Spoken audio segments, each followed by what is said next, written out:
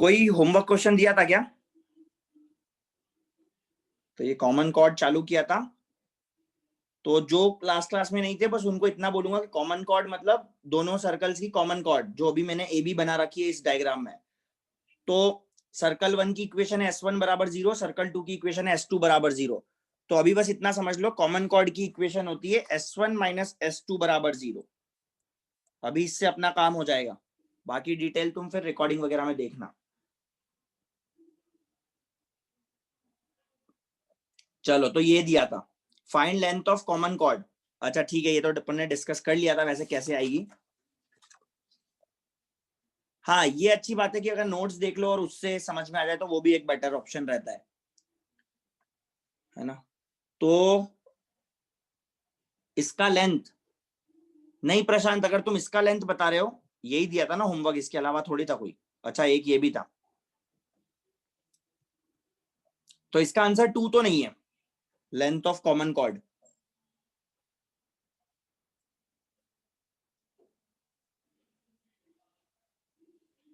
हाँ प्रियांशु, ये सही है, प्रियांशु सही है। पुष्कल मतलब डेसिमल में आंसर मत दो। अच्छा ठीक है प्रशांत। नहीं अरियन, तुमने आंसर क्या दिया था, शायद गलत है वो।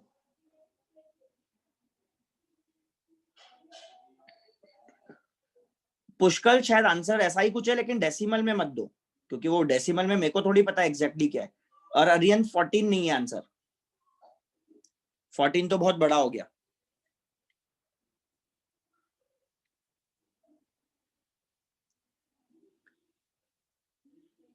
चलो, तो शायद पुष्कल का भी मेरे को लग रहा है करेक्ट है, पर अगर रूट वगैरह में आंसर बताओगे पुष्कल तो बेटर है, वो मैं बता पाऊंगा कि करेक्ट है कि गलत है। तो देखो, डिस्कस तो अपन ने कर ही लिया था, है ना। तो बस एक बार देखते हैं, लेट से ये सर्कल 1 है, तो इसका सेंटर क्या है? इसका सेंटर है -1, -3। और इसका रेडियस क्या है? √1 + 9, बस -0, क्योंकि सी है नहीं, तो √10। तो ये इसका रेडियस है।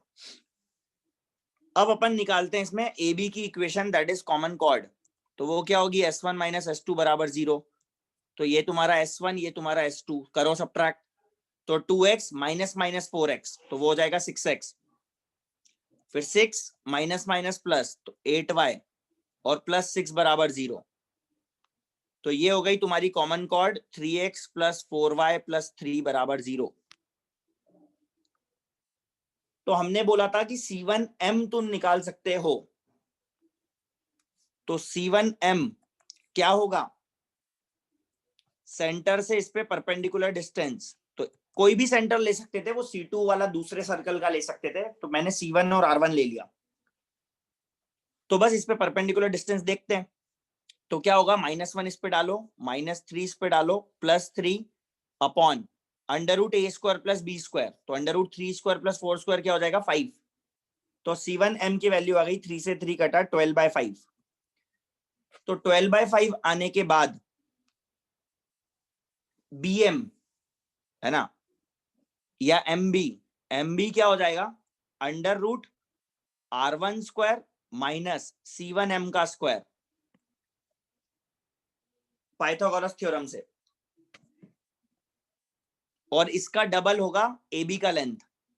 तो R1 का स्क्वायर कितना है? देखो 10, और C1m का होल स्क्वायर, तो 144/25। तो ये 25 LCM लो, तो स्क्वायर रूट के बाहर 5 आएगा, और 250 माइनस 144, तो वो होगा 106। तो ये आ गया MB, और MB का डबल कर देंगे तो AB का आंसर आ जाएगा।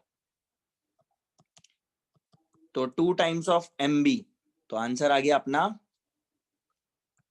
2 टाइम्स ऑफ √106/5। तो देखो अब किसने कहा मिस्टेक करी। हाँ समर्पित, अपन इसमें C2 की भी रेडियस ले सकते थे, तो फिर C2 से परपेंडिकुलर डिस्टेंस डालते।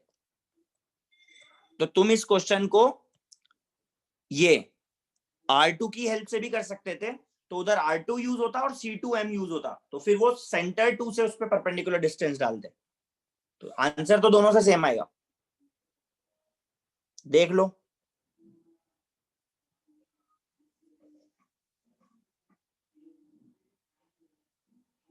अच्छा आर्यन, ठीक है, वैसी मिस्टेक्स थोड़ा सा अवॉइड करो।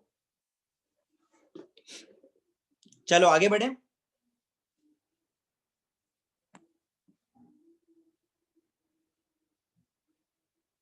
तो आगे बढ़ते हैं, अगला क्वेश्चन था prove that the pair of straight line joining the origin to the point of intersection of circles this and this is this, और तुम्हें हिंट भी मैंने दे दिया था, थ्रू होमोजेनाइजेशन। हो गया क्या ये वाला, है ना?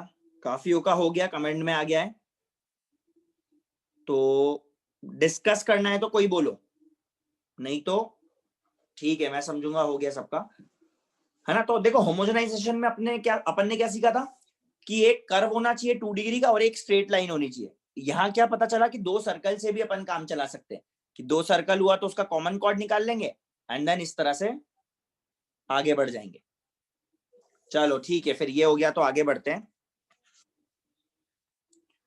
तो अब जैसा कि मैंने बोला तुम्हें कि अब अपने को आना है सिस्टम ऑफ 2 सर्कल्स पर।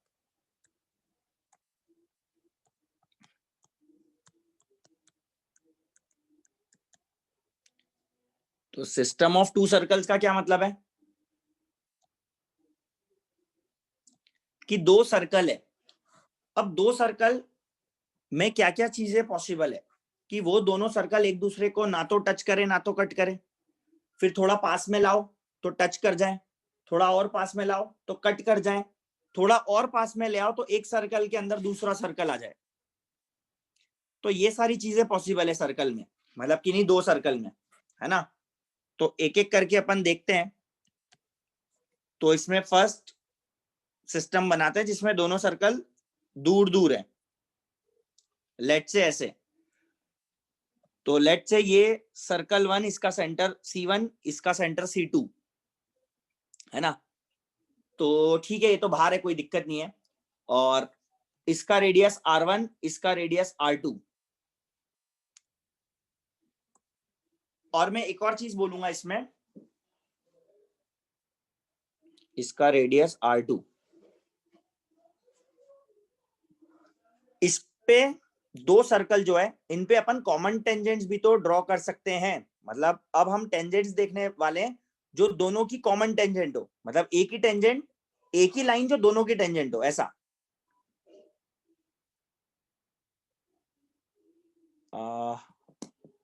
एक मिनट,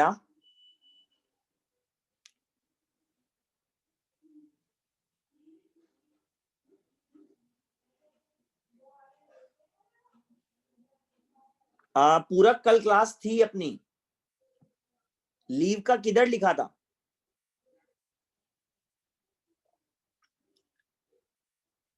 लीव तो वैसे अगर थी तो वो क्रिसमस के पहले थी, है ना?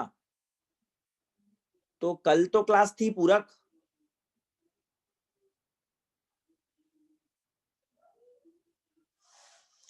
नहीं, अब बाकियों ने तो अटेंड किया था, तो ये कहाँ मिस्टेक हो गई?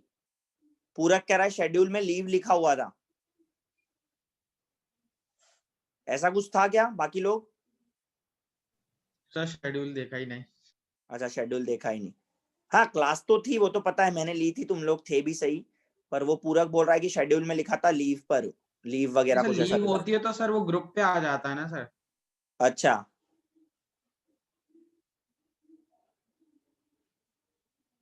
अच्छा, तो सभी लोग ये बोल रहे हैं कि व्हाट्सएप पे आ जाता है अगर कोई लीव होती है तो। चलो, तो नेक्स्ट टाइम से ध्यान रखो, है ना?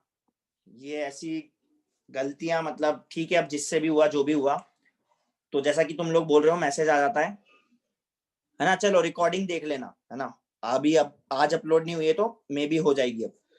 तो अपन आते हैं सर्कल्स पर।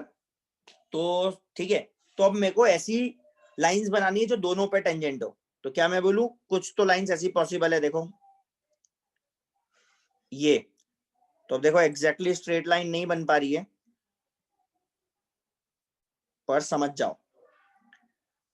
फिर एक टेंजेंट इधर से भी आएगी ऐसी, है ना? और भी टेंजेंट्स पॉसिबल है। ऐसी वाली, ये और ये, तो टोटल 4 कॉमन टेंजेंट्स पॉसिबल है इन दोनों सर्कल को मिलाकर, है ना। तो लेट्स से ये पॉइंट ऑफ इंटरसेक्शन P है, ये पॉइंट ऑफ इंटरसेक्शन Q है,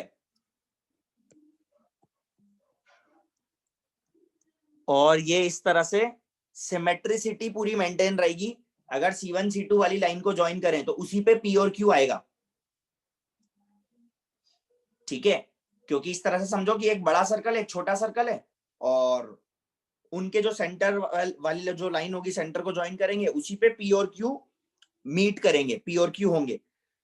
तो अब देखो जो ये रेड वाली टेंजेंट जो है इसको बोलते हैं डायरेक्ट कॉमन टेंजेंट, और जो ग्रीन वाली टेंजेंट्स है उनको बोलते हैं ट्रांसवर्स कॉमन टेंजेंट। तो डीसीटी मतलब क्या? Direct common tangent.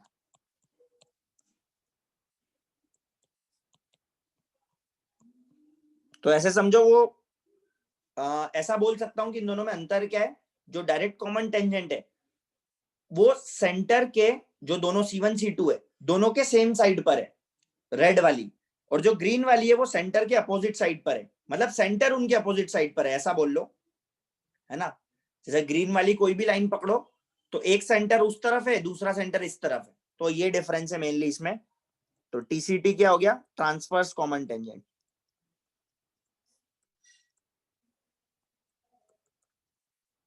तो अब हर जगह अपन डीसीटी और टीसीटी यही लिखने वाले हैं। हाँ देखो, हाँ इस तरह का एक क्वेश्चन था टेस्ट में, लेकिन वो तुमसे यही पूछा गया था कि नंबर ऑफ टेंजेंट्स कितनी होंगी। ठीक है चलो, अब तो क्लियरली बोल सकते हो, पर पहले भी अगर सोच पाते तो बढ़िया बात थी। और दूसरी बात मैं ये बोलूंगा कि ये सिस्टम कब जनरेट होगा, ये जब C1 C2 का distance between C1 and C2 अगर ये R1 प्लस R2 से ज्यादा होगा तब ये ऐसा सिस्टम बनेगा, है ना। C1 C2 के बीच में डिस्टेंस कितनी है? R1 प्लस R2 से ज्यादा। Yes sir. हाँ हाँ आर्यन, तुम्हारी वाली बात पे भी आता हूं कि ये पैरेलल होंगी क्या कभी। तो ये पैरेलल कब होंगी? पैरेलल वो हो सकती है डीसीटी, डायरेक्ट कॉमन टेंजेंट, कब होगी अभी बता देता हूं। तो बाकी फिलहाल नंबर ऑफ कॉमन टेंजेंट्स कितनी हो गई? टोटल 4, 2 डीसीटी और 2 टीसीटी। और जैसा कि तुमने बोला, ये मेरे को पॉइंट बोलना ही था कि अगर 2 सर्कल हो गए जिनका रेडियस सेम है, इसका रेडियस भी R, इसका रेडियस भी R, तो अब जो इसकी डायरेक्ट कॉमन टेंजेंट होगी वो दोनों होंगी पैरेलल। ट्रांसवर्स वाली तो कोई दिक्कत नहीं है, वो तो ऐसी होंगी, ये और ये, है ना। तो ये चीज अपन नोट करके लिख सकते हैं, है ना। तो ये अभी पैरेलल वाले चीज लिखेंगे, तो करो इतना नोट।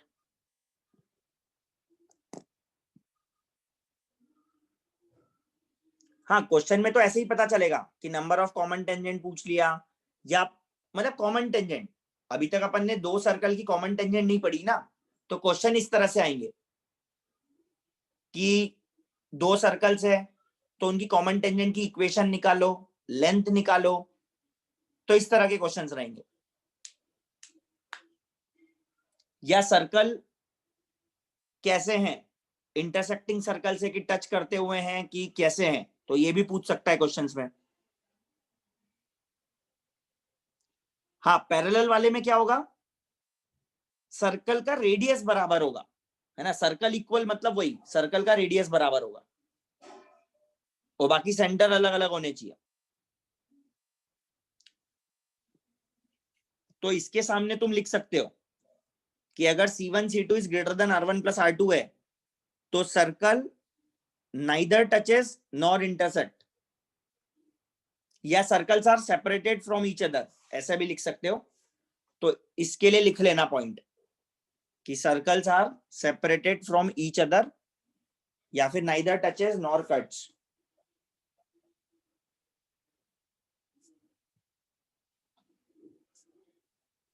Okay sir. तो ये सब हो गया।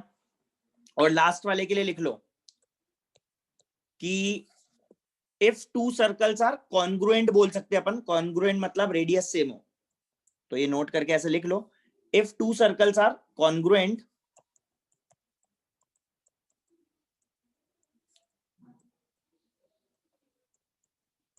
मतलब सेम रेडियस वाले, and do not touch each other,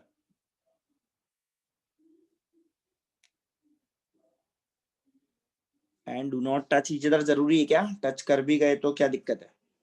तो एज सच तो कोई दिक्कत नहीं है। तो if two circles are congruent then अपन बोल सकते हैं DCT are parallel to C1 C2 line.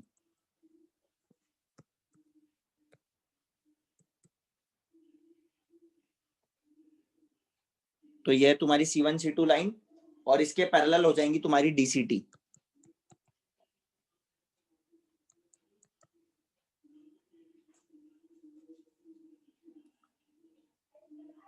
और सेंटर सेम ना हो, अगर सेंटर भी सेम रेडियस भी सेम तो सर्कल ही सेम हो गया। तो मैं उसकी बात नहीं कर रहा हूं, है ना। तो कॉन्ग्रुएंट सर्कल मतलब जिनका रेडियस सेम।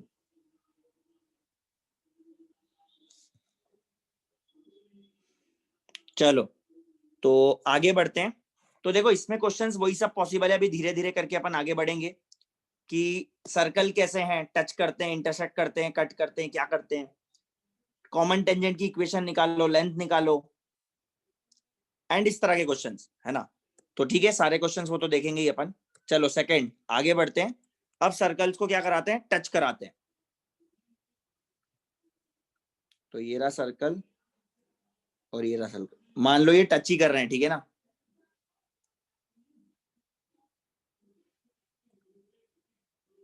तो ये एक टेंजेंट, ये दूसरी टेंजेंट, ये इसको टच कर रही है, टेंजेंट है। तो ये तुम्हारा पॉइंट P।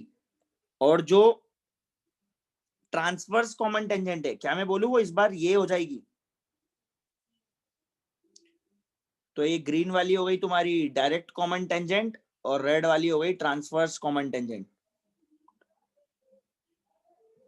ये तुम्हारा सर्कल C1 मतलब सेंटर और ये C2, ये इस तरह से। तो यहां पर क्या कंडीशन होगी?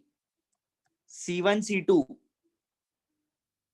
का जो लेंथ है, क्या उसको बोले अपन वो R1 प्लस R2 के बराबर होगा इस बार?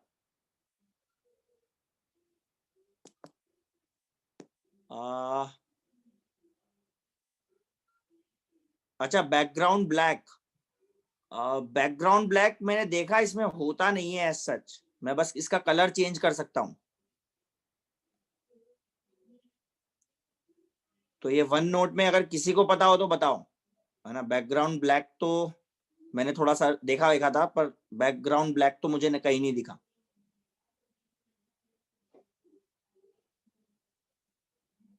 बैकग्राउंड से बाकियों को भी दिक्कत हो रही है क्या? सर थोड़ा मतलब आंखों के लिए सही रहता है ब्लैक होता तो।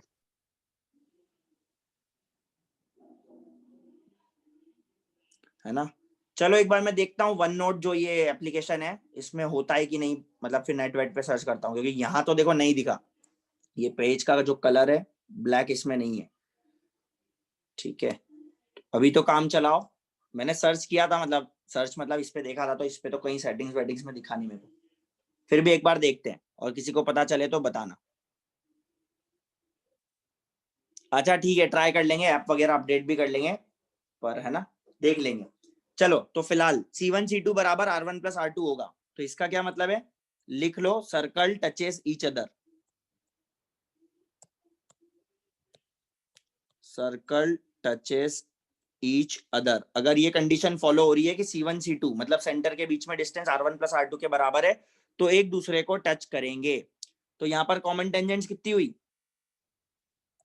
3 कॉमन टेंजेंट्स हुई, 2 DCT और 1 TCT। और ये ट्रांसवर्स कॉमन टेंजेंट जो TCT है, इसके बारे में कुछ कमेंट करना चाहोगे?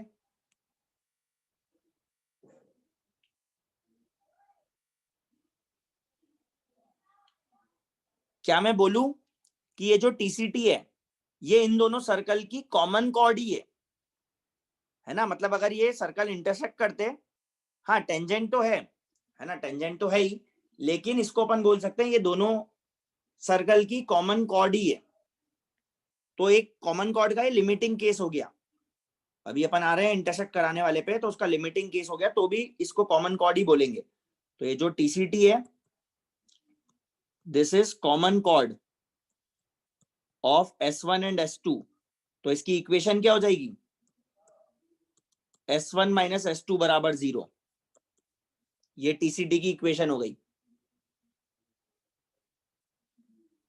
ठीक है, करो इतना नोट। तो ये हो गया जब दोनों सर्कल एक दूसरे को टच कर रहे हैं।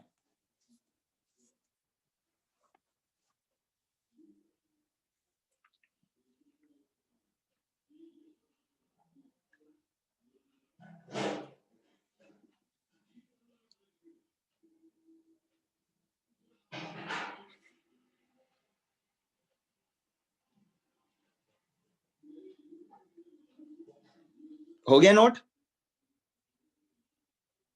Yes sir. हाँ, चलो तीसरा। अभी क्या कराया, सर्कल को टच, अब क्या कराएंगे, सर्कल को कट।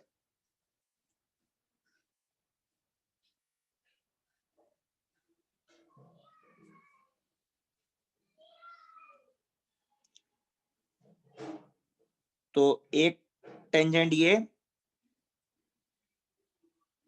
और दूसरी टेंजेंट ये, थोड़ा सा ठीक से बना लो अपने में, ये समझ जाओ, है ना। तो ये पॉइंट P, तो क्या इस बार वो ट्रांसवर्स कॉमन टेंजेंट आएगी क्या?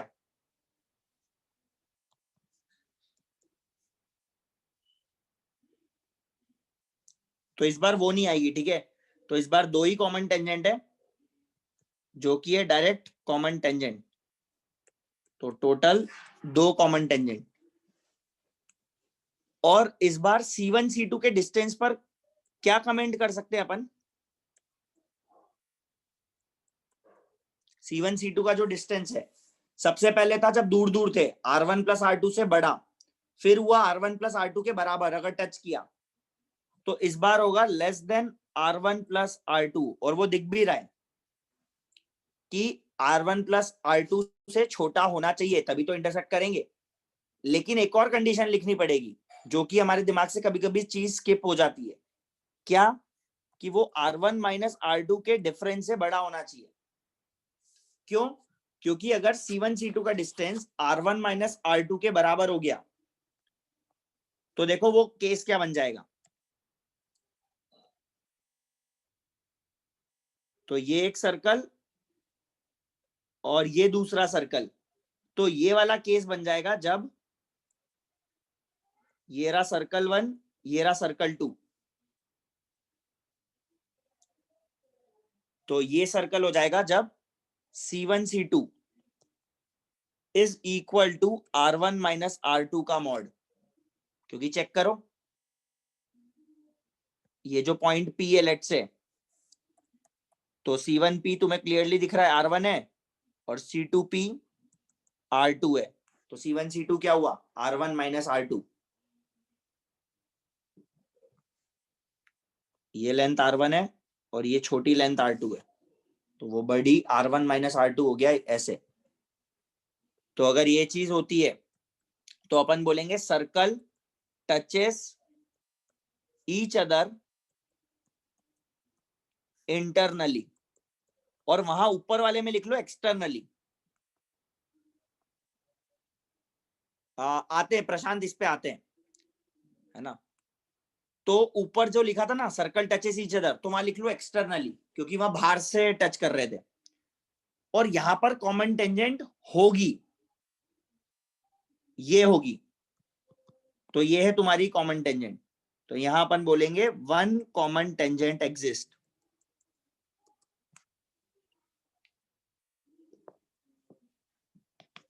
तो ये सब नोट करो।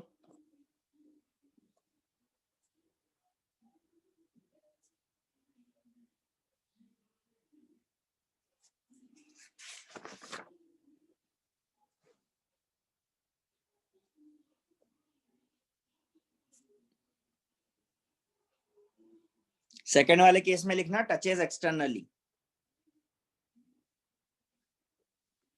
और ये थर्ड वाले में भी लिख लो। थर्ड में क्या लिखेंगे? Circle intersect each other, circles intersect each other, ये थर्ड वाले में है ना। और फोर्थ वाले में हो गया टचेस इंटरनली।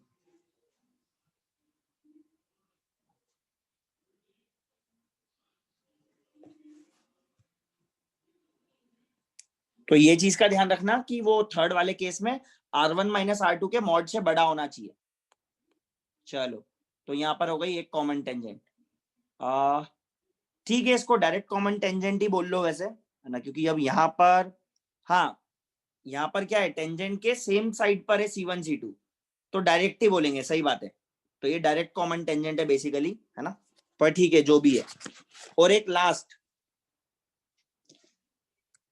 लास्ट डायग्राम बनेगा जब सर्कल 2 जो है वो पूरा का पूरा ही अंदर आ जाए। तो ये रहा, और वो पूरा ही अंदर आ गया, तो ये सेंटर 1, ये सेंटर 2। तो यहां पर अपन क्या बोलेंगे, C1 C2 का जो डिस्टेंस है वो R1 माइनस R2 के मॉड्यूलस से भी छोटा हो गया। ठीक है, तो R1 माइनस R2 के मॉड्यूलस से भी छोटा हो गया। तो अपन बोल सकते हैं कि one circle is inside another circle, one circle is inside another circle. और इस बार कोई भी कॉमन टेंजेंट नहीं होगी, तो जीरो कॉमन टेंजेंट।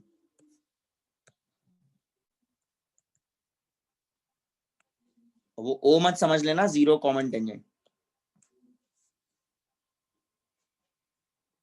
और वैसे ये भी बोल सकते हो कि C1 C2 को अगर ज्वाइन करें तो वो क्या होगा, इसका कॉमन नॉर्मल होगा। तो ये जो C1 C2 को अपन ने ज्वाइन किया, तो ये इसका क्या होगा, कॉमन नॉर्मल। क्योंकि नॉर्मल क्या होता है, normal passes through the centre. हाँ, तो एक केस कॉन्सेंट्रिक सर्कल का भी हो सकता है, वो इसी के अंदर आ गया ना, अपन इसी के अंदर बोल सकते हैं कॉन्सेंट्रिक सर्कल अगर हो गया। तो बस कॉन्सेंट्रिक सर्कल में ये बोलेंगे कि फिर जो कॉमन नॉर्मल है वो इनफाइनाइट हो जाएगी, क्योंकि जब सेंटर ही सेम हो गया। ठीक है ना, तो वो चीज है।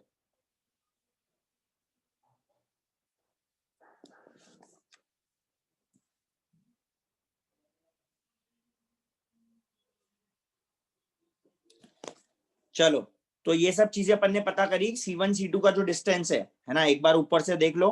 अगर C1 C2 R1 plus R2 से बड़ा है तो दोनों सर्कल टच भी नहीं करेंगे, कट भी नहीं करेंगे, बाहर होंगे। R1 प्लस R2 में टच कर जाएंगे एक्सटर्नली। अगर R1 प्लस R2 से छोटा हुआ और R1 माइनस R2 के मॉड से बड़ा हुआ तो इंटरसेक्ट करेंगे।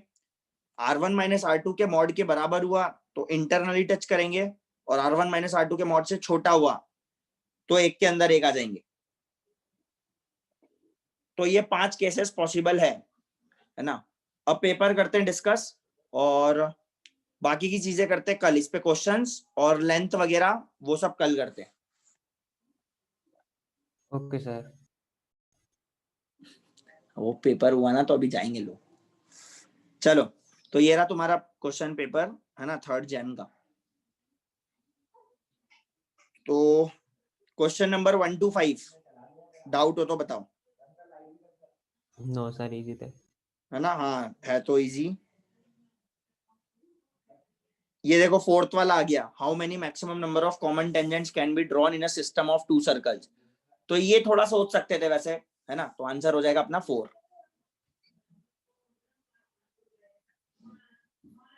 हाँ समर्पित, वो तो ठीक है, मेरे को पता है 2 आईडी मेरी है उसमें से। चलो 5 तक अगर कोई डाउट नहीं है तो 6 7 8 9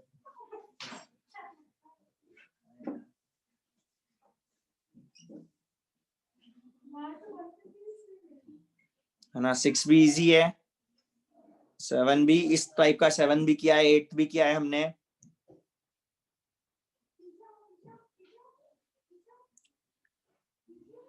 नहीं है डाउट, आगे बढ़े। Yes sir.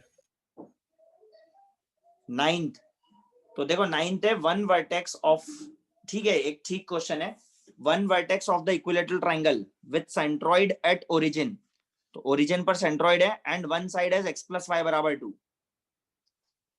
तो एक वर्टेक्स बताना इक्विलेटरल ट्राइंगल का।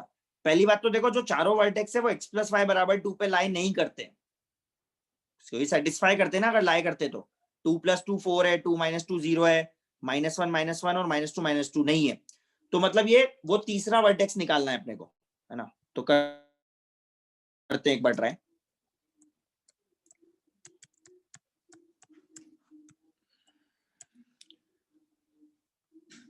तो अगर डायग्राम ड्रॉ करे तो ये तुम्हारा सेंट्रॉइड है और वो तुम्हारी जो लाइन है वो है x प्लस वाई बराबर 2, तो उस पर दो वर्टेक्स लाई करते हैं, तो लेट से x1 y1 उस पर लाई करते हैं, तो x1 प्लस y1 2 होगा और x2 प्लस y2 भी 2 होगा, है ना। तो लेट से x1 y1 और x2 y2 दो उस पे लाई करते हैं, और तीसरा वर्टेक्स है x3 y3, और सेंट्रॉइड क्या दिया है 0 0। हाँ तो ऑप्शन से ही थोड़ा देखेंगे तो हो जाएगा। अच्छा विशांत कह रहा है आरडी शर्मा में सर्कल स्मॉल टॉपिक है, तो एक बार देख लो, अगर आरडी शर्मा में सफिशिएंट नहीं है तो ठीक है एक बार देख लो। तो सेंट्रॉइड 0 0 दिया है, तो इसका क्या मतलब है x1 plus x2 plus x3 by 3 क्या होगा 0। Similarly y1 plus y2 plus y3 क्या होगा 0। तो इसका मतलब है x1 plus x2 plus x3 0, y1 plus y2 plus y3 0। तो अब देखो अपने को तो पता है x1 प्लस y1 का सम और x2 प्लस y2 का सम, तो इन दोनों को अगर अपन ऐड कर दें तो क्या होगा x1 plus y1 2 plus x2 plus y2 2 plus x3 plus y3, तो ये सम 0 होना चाहिए। तो बस इतना यहां से पता चला कि x3 प्लस y3 -4 होना चाहिए। तो अगर ऐसा एक ही ऑप्शन है तो अपना काम इसी से चल जाएगा। तो दोनों कोऑर्डिनेट्स का सम होना चाहिए -4, तो ऐसा कौन सा ऑप्शन है ऑप्शन सी। तो यहीं से अपना काम चल गया, अदरवाइज और मेहनत करनी पड़ती है अपने को, है ना। तो ये तो अपना इसी से हो गया। वैसे बाकी क्या एग्जैक्टली अपन कोऑर्डिनेट निकाल पाते क्या, ठीक है तो निकाल तो पाते, क्योंकि ये तुम्हारा हो गया बेस, फिर इससे परपेंडिकुलर डिस्टेंस ड्रॉप करते तो वो कुछ साइड लेंथ के टर्म्स में आ जाता, तो वो सब हो जाता अपना काम। तो एग्जैक्टली तुम कोऑर्डिनेट्स भी निकाल सकते थे ये, है ना, पर उसकी जरूरत नहीं पड़ी। समझ रहे हो ना कैसे निकालते हैं, क्योंकि अपने को पता है बेस पता है ट्राइंगल का, और ये सेंट्रॉइड पता है, तो यहां से जो परपेंडिकुलर ड्रॉप होता, तो जैसे ये साइड लेंथ ए है, ए बी सी और लेट से ये पॉइंट डी, तो जो एडी का डिस्टेंस है वो क्या होता है, एडी का डिस्टेंस होता है ए साइन 60, तो ए √3/2, और उसमें जीडी लेंथ कितना होता है, ये 2:1 में डिवाइड करता है सेंट्रॉइड उसको, तो मतलब 1/3, तो 1/3 ऑफ ए √3/2। तो ये जो लेंथ है जीडी का लेंथ अपने को पता लग जाता, क्योंकि जी ए 0,0 और ये लाइन पता है अपने को, तो जीडी का लेंथ पता चल जाता तो ए पता लग जाता, और ए पता लग जाता तो फिर ये a/2 ये a/2 और काफी सारी चीजें पता लग जाती फिर। तो थोड़ी मेहनत बढ़ जाती बस, है ना, पर कर सर। सकते थे, ठीक है। सर आप सही कह रहे थे, क्या पेपर के नाम पे चले जाएंगे सारे। हाँ मतलब ठीक है 27 हो गए, 3 चले गए, ठीक है कोई नहीं। हाँ गुड नोट्स और एक और होता है नोटेबिलिटी करके, है ना, पर अभी फिलहाल इधर काम चल रहा था तो मैं चला रहा था, अभी तक मेरे को किसी ने बोला भी नहीं था, मतलब हाँ 1-2 बार शायद तुमने बोला था पिछली क्लासेस में, तो मैंने ट्राई किया था, वो ब्लैक बैकग्राउंड हुआ नहीं, ठीक है। चलो देखते हैं दूसरे ऐप वगैरह के बारे में। तो ये हो गया अपना 9th क्वेश्चन। चलो आगे बोलो 10 to 14।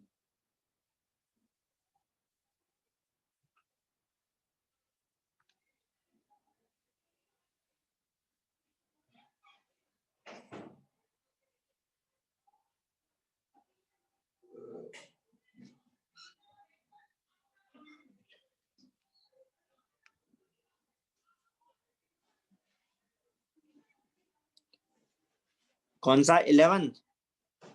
तो two sides of a rhombus are along the lines this and this. If its diagonal intersect at this, then which one of the following is a vertex of this rhombus.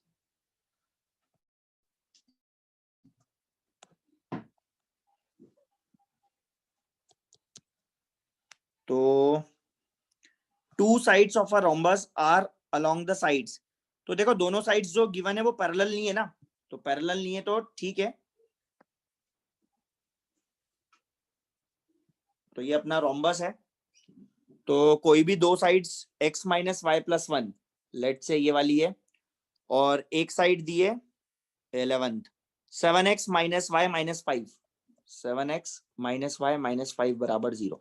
तो दोनों parallel नहीं है इसलिए adjacent मानी मैंने, है ना, ये तो ऑब्जर्वेशन करना पड़ेगा। If its diagonal intersect at -1, -2, तो जो डायगोनल इंटरसेक्ट कर रहा है वो कर रहा है -1, -2 पर, then which one of the following is a vertex of this rhombus. तो इसका वर्टेक्स कौन सा होगा, तो अगर नामकरण कर दूं तो ए बी सी डी, तो वर्टेक्स बी तो तुम निकाल सकते हो ना इन दोनों के इंटरसेक्शन से। हाँ 12th भी डिस्कस कर लेंगे प्रशांत, है ना। तो देखो हाँ ये छोटा ही है, छोटा ही तरीका जाएगा इसका। बी तो तुम इंटरसेक्शन से निकाल सकते हो, फिर डी भी आ जाएगा क्योंकि मिड पॉइंट इसका ये है, लेट से एम मान लो, तो मिड पॉइंट एम है, पॉइंट बी पता है तो पॉइंट डी आ जाएगा। तो डी आ गया, बी आ गया, तो पहले चेक कर लेना डी और बी ऑप्शन में है क्या, तो वैसे मेरे ख्याल से नहीं होंगे, ठीक है।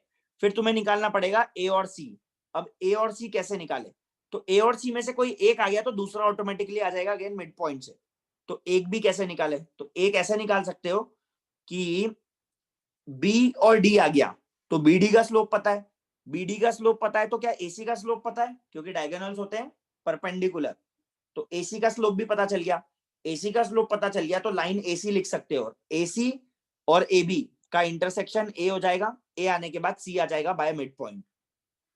तो इतनी मेहनत करनी पड़ेगी और यही मेरे को इजी तरीका लग रहा है, बाकी और तो क्या सोच सकते हैं, फिर वो डिस्टेंस मेथड और वो सब थोड़ा गंदा हो जाएगा, या पैरामेट्रिक कोऑर्डिनेट, है ना, वो सब थोड़ा गंदा हो जाएगा। सर उसमें डिस्टेंस वाले में तो बहुत ज्यादा बड़ा हो जाता है। हाँ है ना, तो यही बेस्ट है कि बी आ गया, डी आ गया, बी डी का स्लोप आ गया तो एसी का स्लोप आ गया, एसी की इक्वेशन आ गई तो ए आ गया, फिर सी आ गया, ठीक है।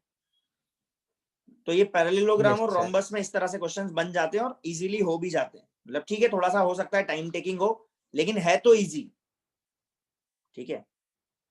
हाँ बस लेंथ है थोड़ा। हाँ मैं वही बोला कि है ना थोड़ा सा लेंदी हो सकता है भाई, इससे छोटा तो और क्या करें, क्योंकि बी और डी अपन ने ऐसे निकाले और ए और सी, और कुछ तरीका लगा सकते हैं क्या, नहीं यही इजी है, ठीक है, तो यही ठीक है ना। चलो 12th का बोल रहे हो, हाँ मतलब अगर ऐसा लगे कि ज्यादा ही लेंदी जा रहा है तो लास्ट में कर लो, है ना, लेकिन ठीक है यार इतना भी लेंदी नहीं जाएगा, इसको इंटरसेक्ट कराओगे बी आएगा, मिड पॉइंट से डी आएगा, स्लोप ऑफ बीडी निकालोगे, लाइन निकालोगे एसी का, तो इतना भी लेंदी नहीं जाएगा। वो मैं बोलूंगा 3-1 मिनट लग सकते हैं इसमें, पूरा कैलकुलेशन करोगे तो 2.5 से 3 मिनट, तो इतना तो ठीक है लगता है, तो अगर लगा लेना चाहिए क्वेश्चन इजी हो तो। और 12th देखो 12th तो आसान है, a variable line x by a plus y by b बराबर 1 है such that a plus b 4 है। तो इस तरह से अगर ये लिखा है x by a plus y by b, इसका मतलब क्या हुआ, a उसका x इंटरसेप्ट है, y उसका b उसका y इंटरसेप्ट है, तो a प्लस b का सम 4 है। The locus of the mid point of the portion of the line intercepted between the axis,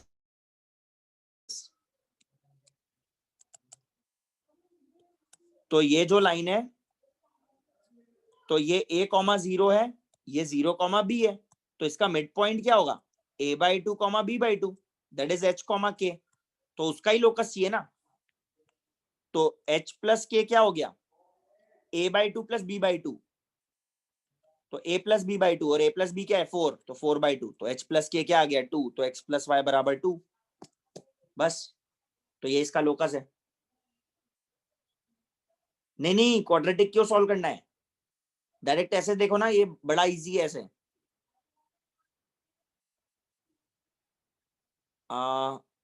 ठीक है अक्षत, तुम्हारी इस बात पे भी आता हूं, इमेज वाली बात पे, तो इतना क्लियर है 12th वाला। Yes sir.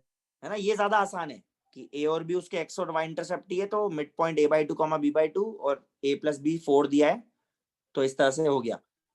हाँ, अब तुम क्या बोल रहे हो? अक्षत, अक्षत बोल रहा है ना? हाँ, इमेज, तो इमेज किसका किसमें इमेज देखे, मतलब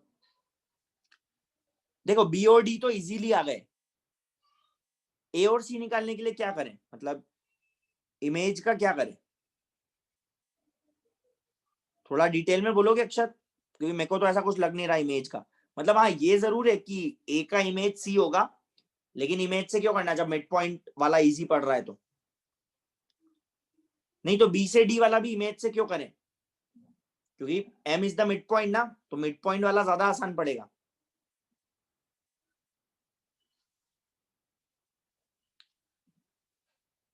ठीक है, इमेज तो तब लगाएंगे जब अपने को मिड पॉइंट एम नहीं पता हो। ठीक है, तो इमेज वाला तब लगाओ। चलो 12th हो गया, आगे बढ़ते हैं।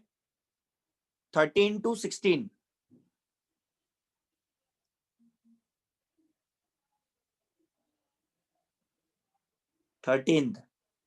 ठीक है। The sum of n terms of the series 1 into 3 square plus 2 into 5 square plus 3 into 7 square, तो क्या हम इसका जनरल टर्म नहीं लिख सकते?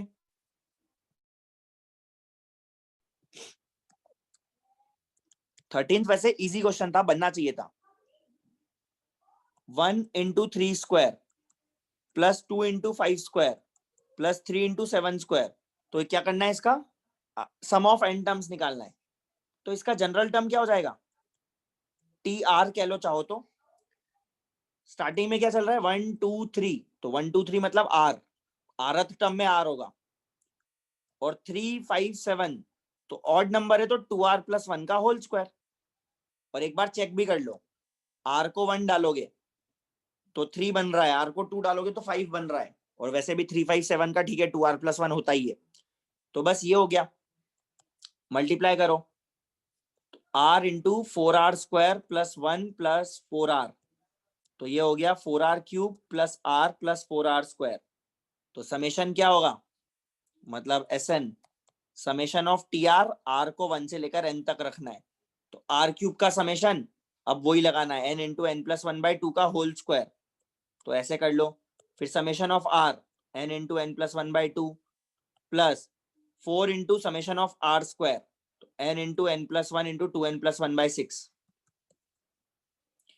4 से 4 कैंसल, और बस इसको सिंप्लीफाई ही करना है। हाँ ठीक है ना? हाँ ठीक है, विशांत भी सही कह रहा है कि ये चीज तो तुम कर ही सकते थे अगर नहीं बन रहा था तो, कि n की वैल्यू 1 या 2 डाल के चेक कर लेते। ठीक है, तो अब इसको तो थोड़ा सिंप्लीफाई करना पड़ेगा, थोड़ा सा टाइम टेकिंग है।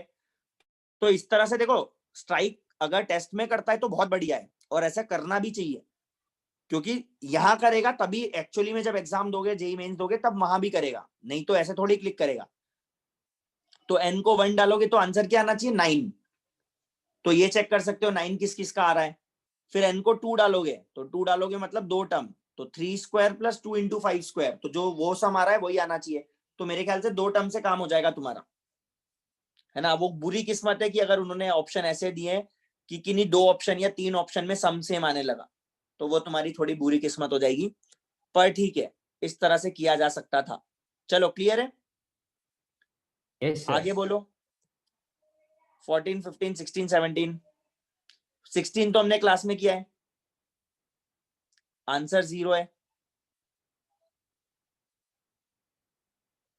है ना? 15th वाला वैसा है, डिफरेंसेस एपी में है 3 6 9, तो सेकेंड ऑर्डर डिफरेंस कांस्टेंट है, तो जनरल टर्म 2 डिग्री की होगी, तो 2 डिग्री की मान के वैसे कर सकते हैं, है ना? हाँ यस सर। अरे चलो, 15th वाला तो वैसा था, मतलब 10th क्लास में भी हमने ऐसे क्वेश्चन किए हुए। अच्छा 10th क्लास में भी किए हुए हैं? Yes sir. 10th में कैसे? फिर 10th में वैसे किए होंगे, सम लिखा और फिर उसको शिफ्ट करके लिखा और वैसे किए होंगे, यस सर। है ना? चलो 17 18 19, मतलब अप टू 21,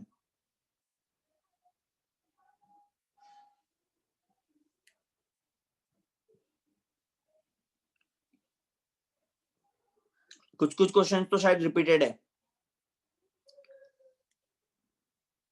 हाँ ठीक है, वो मेथड ऑफ डिफरेंस।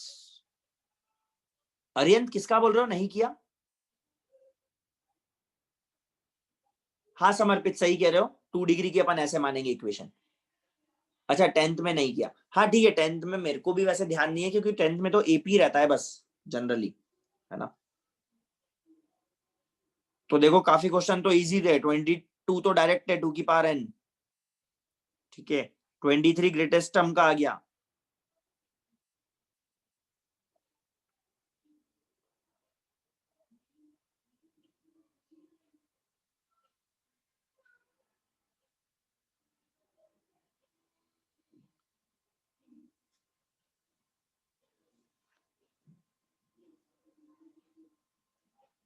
अच्छा ठीक है, चलो चलो चलो। और तुमको मैंने बाइनोमियल मैंने नहीं पढ़ाया ना, हमारा जो सीक्वेंस से चालू हुआ था ना अपना, सीक्वेंस एंड सीरीज से, यस सर। है ना। बाकी ठीक है, 24 टाइप के क्वेश्चन किए होंगे, 24 बन गया ना।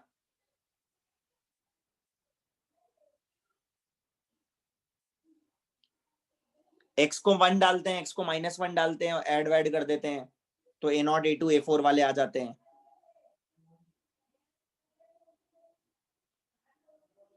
है ना। तो इस तरह के क्वेश्चंस बिल्कुल पॉसिबल है, आ जाते हैं, है ना। तो जब इवन वाले चाहिए तो 1 और -1 डाल के सब ऐड कर दो, और ऑड वाले चाहिए तो सब्ट्रैक्ट कर दो, तो इस तरह से पॉसिबल है।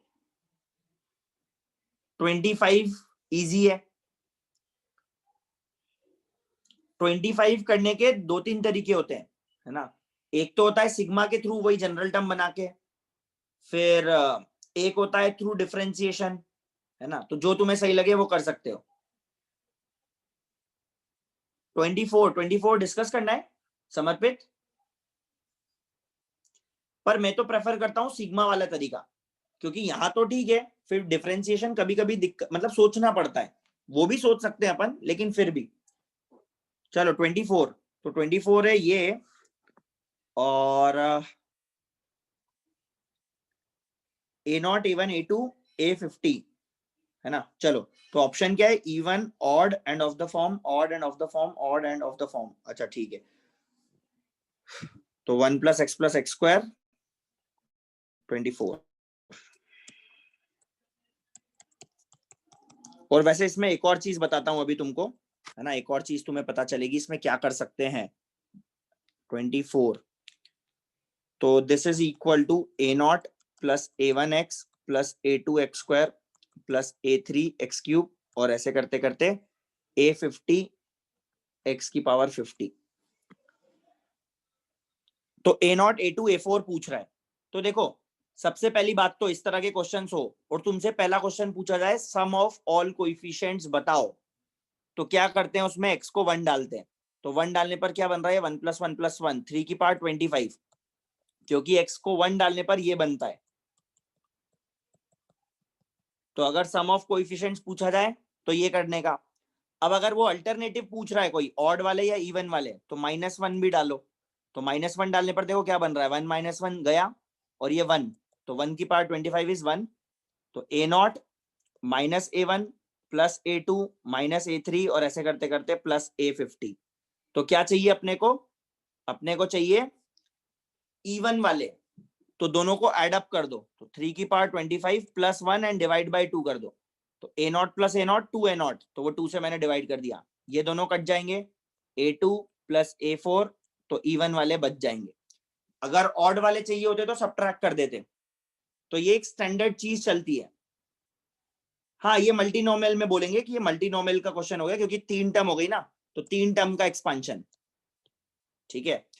और इसी में मैं तुमको 1-2 चीजें और बताता हूं अपन क्या क्या कर सकते हैं, ठीक है। अगर ये क्वेश्चन आया ही है तो अपन इस पे थोड़ा और देख लेते हैं क्या क्या कर सकते हैं। चलो तो ऐसा कोई ऑप्शन, हाँ क्या हुआ, ये आंसर आ गया अपना, लेकिन ऑप्शन क्या था, 24 के ऑप्शन थे even odd odd odd end of the form 3n 3n + 1 3n - 1, ठीक है। तो ये सब देखना पड़ेगा, तो ठीक है देखते हैं कि ये ऑड है कि इवन है। तो 3 की पावर 25, अगर सिंपली ऐसे बोलूं कि देखो 3 की पावर 1 क्या होता है 3, 3 का स्क्वायर क्या होता है 9, 3 का क्यूब क्या होता है 27, तो मैं लास्ट डिजिट देख रहा हूं बस। फिर 3 की पावर 4 81, तो लास्ट डिजिट 1 है ना। फिर अब 3 की पावर 5, तो वापस रिपीट करेगा, यूनिट डिजिट की बात कर रहा हूं। तो 3 की पावर 5 क्या होगा, वही यूनिट डिजिट 3, फिर वापस 9, फिर 7, फिर 1, तो 4 साइकिल के बाद रिपीट करता है। तो वैसे 3 की पावर 25 क्या होगा, क्या ऐसे अपन कर पाएंगे, क्या ऐसे देख पाएंगे क्या?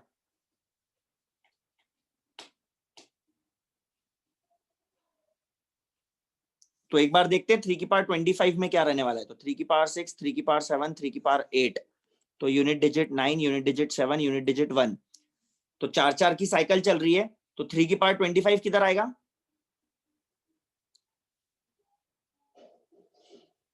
ये इधर आएगा, यूनिट डिजिट 3 रहेगी, क्योंकि 1 + 24, तो यूनिट डिजिट अगर इसकी 3 है और 3 में अपन +1 करेंगे तो 4 आएगा। तो पर 4 से अपन बोल नहीं सकते हैं, क्योंकि 14 डिवाइडेड बाई 2 7 होता है और 24 डिवाइडेड बाई 2 नहीं, तो ऐसे नहीं बोल पाएंगे, कुछ और करना पड़ेगा। नहीं नहीं, इवन थोड़ी हुआ, नहीं नहीं, पर डिवाइड बाई 2 भी तो है।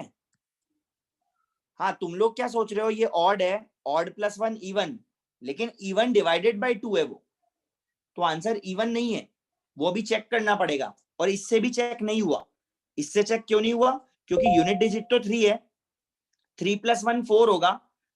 अब लेकिन कौन सा 4, अगर मैं देखूं 14 डिवाइडेड बाई 2 7 होता है और 24 डिवाइडेड बाई 2 12 होता है, तो मैं इससे भी नहीं बोल पाता वो इवन है कि ऑड है ना। तो कुछ और सोचना पड़ेगा। तो और क्या सोचें, अब इसका थोड़ा सा बाइनोमियल वाला सोचते हैं। क्या इसको 1 + 2 में ब्रेक करें क्या, है ना, कर तो सकते हैं मेरे हिसाब से। तो वैसा ही करते हैं, 3 की पावर 25 को अपन ब्रेक करते हैं, 1 + 2 की पावर 25 + 1 डिवाइडेड बाई 2। तो मैं बोलूंगा कि इसमें सारे टर्म्स जो है मतलब स्टार्टिंग देखो 25 से 0, 2 की पावर 0, तो 1 रहेगा। तो ये स्टार्टिंग में 1 ऐसे लिख लेता हूं, और ये एक्सपांशन का 1। फिर 25 से 1, 2 की पावर 1, फिर 25 से 2, 2 का स्क्वायर, 2 का क्यूब एंड सो ऑन, 2 की पावर 25 तक चलेगा ही। This is divided by 2।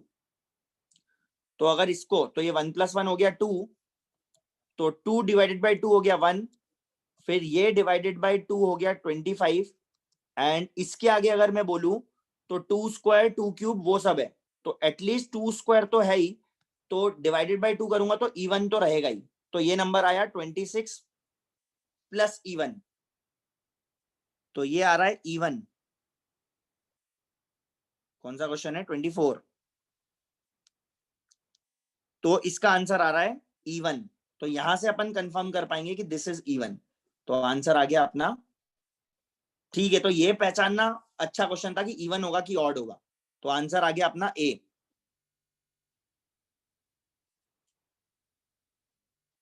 ठीक है ना, क्लियर है सभी को।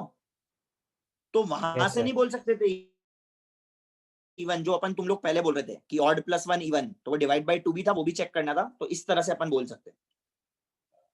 और बाकी हाँ, मैं तुमको और चीजें क्या बोल रहा था कि क्या तुम A0 निकाल सकते हो, अगर इस क्वेश्चन में मैं तुमसे एडिशनल क्वेश्चंस पूछूं कि A0 की वैल्यू बताओ। अच्छा समर्पित, 1 मिनट रुक जाओ सभी लोग। देखो लास्ट स्टेप मैंने क्या किया कि ये 1 को यहां लिखा है, और जो एक्सपांशन का फर्स्ट टर्म आएगा वो ये है। फर्स्ट टर्म मतलब क्या है, 25 से 0, 2 की पावर 0, जो कि 1 होता है, फिर 25 से 1, 2 की पावर 1, फिर 25 से 2, 2 का स्क्वायर। तो ये आने वाली टर्म्स में 2 का स्क्वायर, 2 का क्यूब, वो सब होने वाला है ना। तो मेन क्या है, स्टार्टिंग की है जो 3 टर्म्स है वो है। तो स्टार्टिंग की 3 टर्म्स क्या बनी, 2 + 2 × 25, तो 2 डिवाइडेड बाई 2 मैंने उसको लिखा 1, और 25 × 2 डिवाइडेड बाई 2 उसको लिखा 25। बेसिकली ये 52 बन रहा है, 50 + 2 52, तो 52 डिवाइडेड बाई 2 कितना 26, तो 26 प्लस और जो रिमेनिंग नंबर है वो इवन है। क्यों? क्योंकि वो सारी टर्म्स में एटलीस्ट 2 स्क्वायर तो है ना। हाँ ठीक है, तो 26 प्लस इवन इज इवन। तो इस तरह से। बाकी ये कभी कभी क्या ये यूनिट डिजिट वाले भी चीज लग जाती है, तो ये चीज भी ध्यान रखो कि जो यूनिट डिजिट होती है ना वो हमेशा साइक्लिक ऑर्डर में आती है। जैसे 3 की पावर 1 3 स्क्वायर, 3 क्यूब 3 की पावर 4, फिर 3 की पावर 5 की वही यूनिट डिजिट होगी जो 3 की पावर 1 की होगी। तो ये सब अपन देख सकते हैं। चलो, तो मैं कहा था ए नॉट पर था। ए नॉट कैसे निकालेंगे इसमें?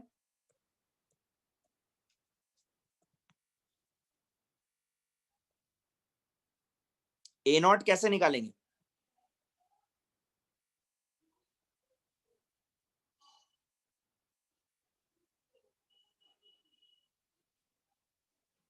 क्या एक्स को कुछ पुट करोगे तो आरएचएस में सिर्फ ए नॉट बचेगा क्या, अगर एक्स को अपन कुछ पुट कर दें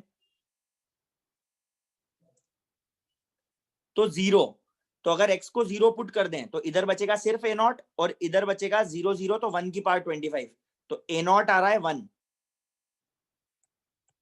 और एक और तरीका ए नॉट पता करने का, ये एक्सपांशन किसका लिखा है 1x और x स्क्वायर। तो मल्टीनोमियल में एक्सपांशन में ये चीज तुमने सीखी होगी कि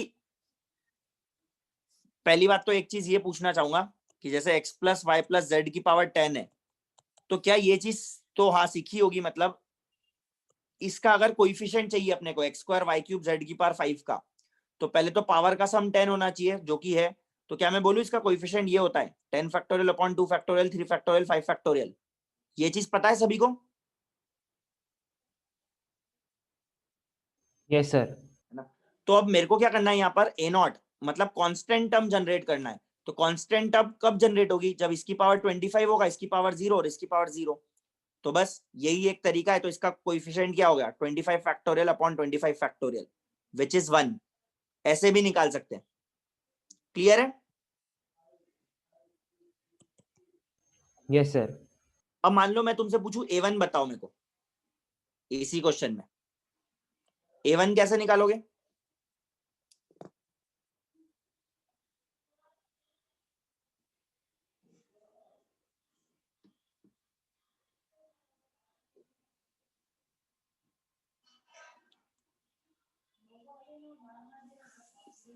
जैसे अभी मल्टीनोमियल के हेल्प से x की पावर 0 का कोएफिशिएंट देखा, तो क्या x की पावर 1 का कोएफिशिएंट ऐसे ही नहीं देख सकते?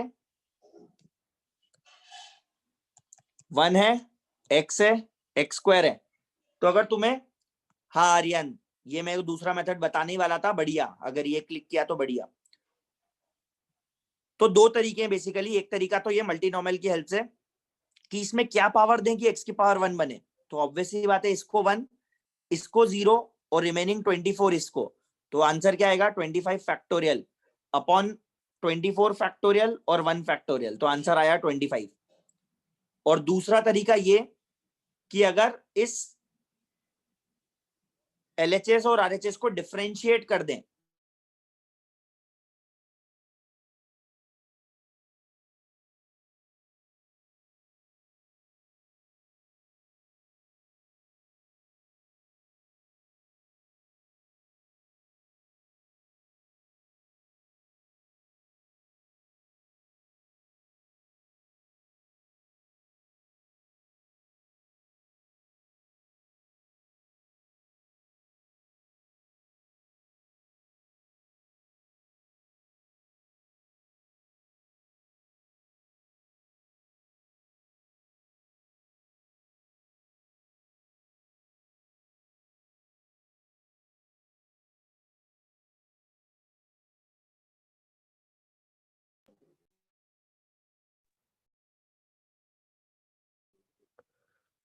Sir no voice.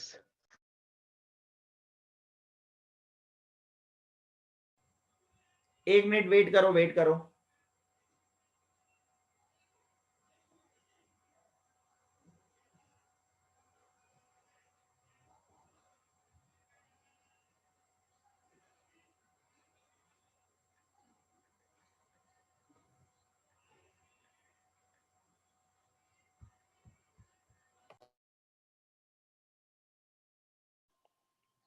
कहां तक कनेक्टेड थे?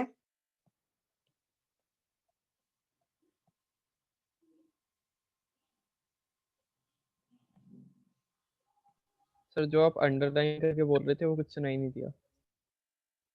नहीं, कहाँ तक कनेक्टेड थे? सर डिफरेंशिएशन तक। हाँ ठीक है, तो मैंने बोला कि डिफरेंशिएट करने के बाद अगर हम x को 0 पुट कर दे तो भी हमारा a1 आ जाएगा। RHS में समझ गए क्यों? क्योंकि a नॉट का डिफरेंशिएशन 0 और इनके डिफरेंशिएशन में अभी x रहेगा, तो x को जब 0 डालेंगे तो वो खत्म, और इसका डिफरेंशिएशन होगा सिर्फ a1, और बस LHS का डिफरेंशिएशन कर दो। तो देखो मैंने लास्ट में किया, 25 नीचे आ जाएगा, 1 + x की पावर 24, और चेन रूल के हिसाब से अंदर वाले का डिफरेंशिएशन, तो x का डिफरेंशिएशन 1, x² का 2x, और x को डाल दो 0, तो ये 0, ये भी 0, तो आंसर आया 25। तो इधर से भी 25 आ रहा है। तो using differentiation and using multinomial, दो तरीके। सिमिलरली x² वगैरह का भी निकाल सकते हो, लेकिन x² में दो पॉसिबिलिटी हो जाएगी कि x² की पावर या तो 1 आए और या फिर x की पावर 2 आए, तो ऐसे धीरे धीरे करके पॉसिबिलिटीज बढ़ती रहेंगी। Is that clear?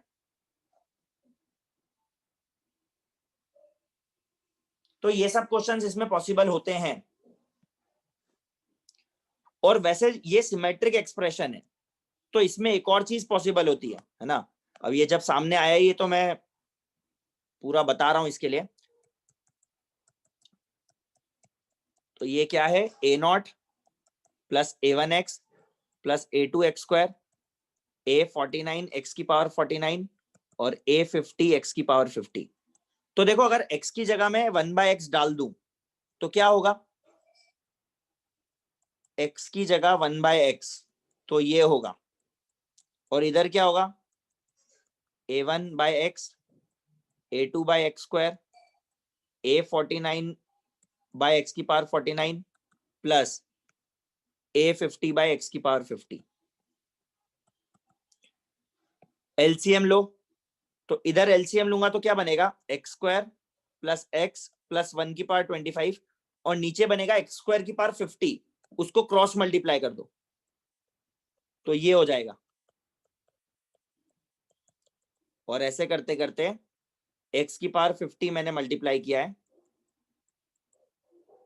आई क्या बात समझ में,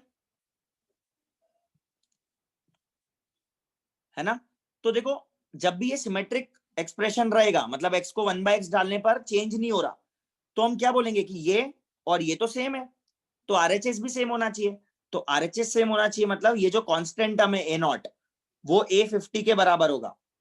फिर जो ये a1 है, x की पावर 1 का कोएफिशिएंट, वो a49 के बराबर होगा। सिमिलरली a2 a48 के बराबर होगा, एंड बाकी, हाँ बाकी तो आ ही गया। तो मतलब हम बोल सकते हैं AR = a50 - r, ये चीज बोल सकते हैं अपन। a0 = a50, a1 = a49, a2 = a48। तो ये सब चीजें भी पॉसिबल है, और इस तरह से अच्छा क्वेश्चन बन जाता है इस पे। तो JEE main point of view से तो बोलूंगा कि ऐसे तो नहीं होगा ना, बहुत रेयर चांस है ऐसा कुछ आए, पर हाँ अगर एडवांस की बात करो तो बिल्कुल पॉसिबल है इस तरह के क्वेश्चंस।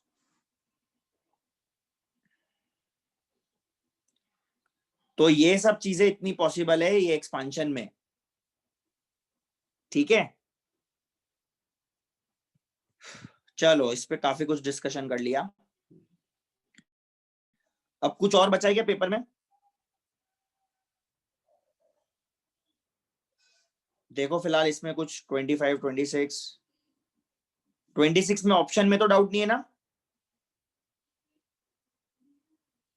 अच्छा, middle term in the expansion of this, तो मिडिल टर्म होगा 2n। अच्छा ऑप्शन सी गलत है, उसमें x की पावर n तो लिखा ही नहीं है ना, तो शायद ऑप्शन ए आएगा इसका आंसर। हाँ ऑप्शन ए आता है इसका आंसर 26 का।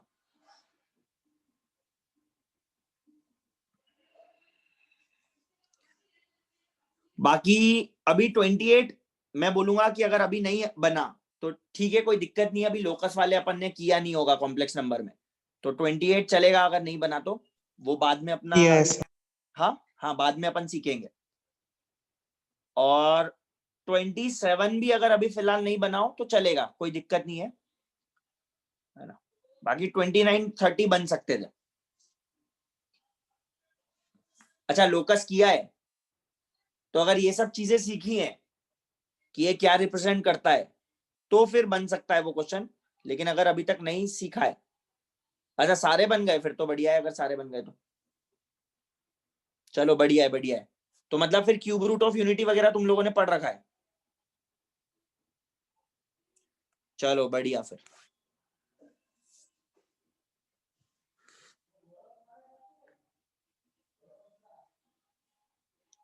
तो और क्या डिस्कशन कर सकते हैं इस पे? टाइम तो वैसे हो ही गया है ना, 24 पे मैंने सब कुछ ऑलमोस्ट बता दिया।